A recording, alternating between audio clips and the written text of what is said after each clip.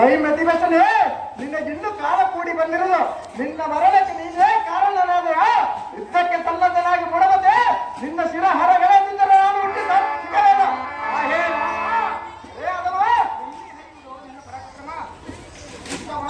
ಇಲ್ಲವೇ ಚಿತ್ತಕ್ಕೆ ಸಮರ್ಥನಾಗುವ ರಾಮ ಮಾಡುವುದು ರಾಮ ಎಲೈ ಸಹಸ್ರ ಭಾಗಗಳಿರುವ ಅಹಂಕಾರದಿಂದ ಕೊಂಬಿದ ಮೂರ್ಖ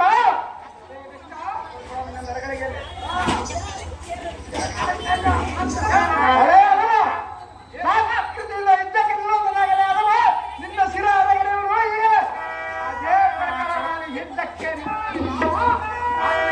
ಪರಿಣಾಮ